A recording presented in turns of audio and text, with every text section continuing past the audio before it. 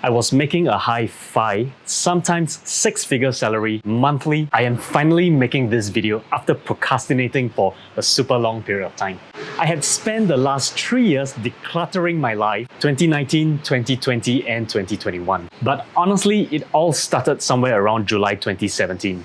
I was 33 years old at the time. This is going to sound cliche. I was in a very well-paid position at that time. I could not believe that such an income was ever possible. I was in the financial industry and that was the highest income point of my life. I had achieved a certain success at a relatively young age that most would only get much later on in their lives or never at all. I definitely can't measure up to the likes of young billionaires like Mark Zuckerberg or CEOs of certain tech companies, but the monies coming in were definitely above the average. Needless to say, having a high income came with its own issues and high levels of stress. Health was taking a beating for sure. You are not physically tired, but the mental stress that you have on a daily basis greatly discourages you from exercising or maintaining a good diet. Now, this over here is a picture of me in 2015, fighting my way up the ladder just prior to earning big money. I looked like a freaking cancer patient undergoing chemo. I remember seeing this picture back in 2015 and telling myself that this just isn't right. At the age of 31, some seeds were already planted in my mind that this hustle culture just did not seem right. And this picture over here was me constantly ignoring the signs of my body, showing me that the way I was hustling for my career was wrong. I remember this very crude and rude ex-clubbing kaki of mine who saw me walking on the street one day saying, "Hey, bro, why you become like that?" Very frank, but I like it. 2 years later on, by the month of July 2017, I had already met the KPI needed for the entire year that I set out to achieve. It was just a KPI that justifies that you are among the top of your level in the industry, something like the top 3% to 5%. Of course, the top 1% I'm very far off. As I had already achieved the KPI for the year, I had some time on my hands till the end of the year. It was time to do some self-reflection and goal settings for 2018. Every year, my goal settings for the following year usually begin 2 months in advance. But in this case, it was 5 months in advance and it was really my best year yet. When I opened my Excel sheet to begin, for the first time in my life, I realized that I was stuck. Every year, goal setting thrilled me the most. But that year, nothing flowed out onto the blank canvas of rectangular squares in the Excel sheet. Oh yes, I will do a video on goal setting because I love goal setting a lot. Every year, my goal setting was always about developing more people, growing more manpower under me, buying that luxury car, and I don't even like cars, buying that central property, saving a targeted amount in the bank, achieving a promotion, getting a fitter body, reading more books, which usually reading more books never gets achieved, and buying even more properties. Progress, progress, progress. Material progression. Achieve, achieve, achieve. Mental conditioning. Progress, progress, progress. So I can take more hardship to work even harder to get more material stuff. Mental conditioning was always a key focus for me. While doing my goal setting in July 2017, for 2018, I was lost. Nothing flowed. Pursuing anything material brought me no more joy anymore.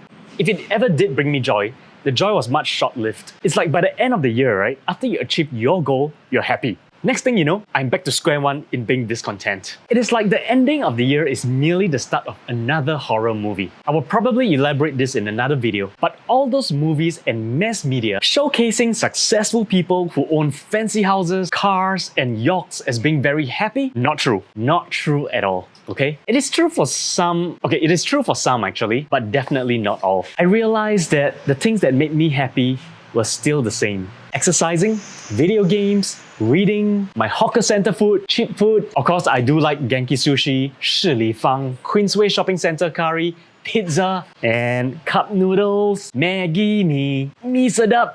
As Jim Carrey said, I wish everyone could get rich and famous and have everything they ever dreamed of so they can see that's not the answer.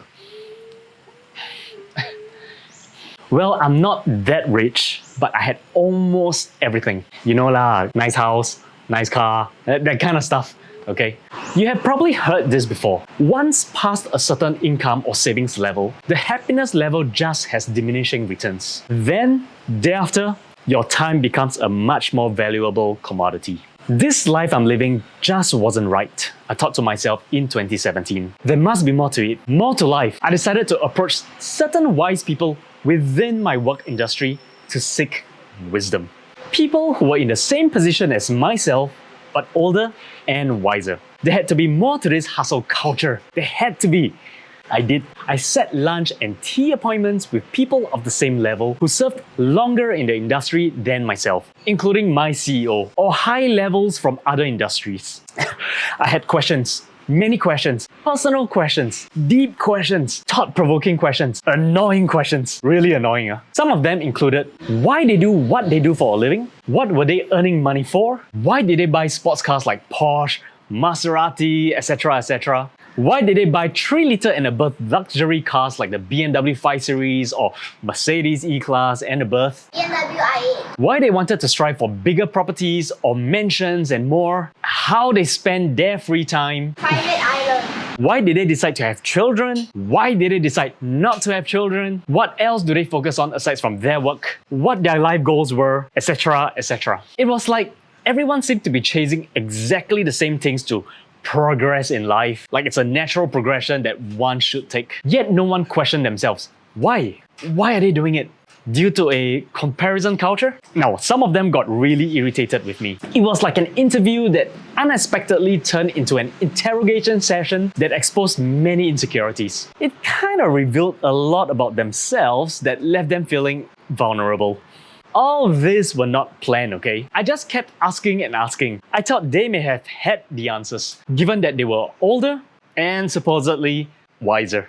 Sometimes at the end of these conversations, I felt really silly. Like I was really stupid and naive asking these questions. Now that was in 2017. But today in 2022, I definitely know that these were all valid questions I was seeking answers to. Asking these questions is in itself progression. I guess the questions I asked were questions they had never asked themselves before. As I went on to the next person and the next person, it dawned upon me, nobody seemed to have the answers. Or rather, nobody seemed to question this system. It is like the Matrix. They were too involved in the Matrix. Comparison culture, hustle culture, Howlian culture, show-off culture. In their defense, they seem to be enjoying the Matrix a lot.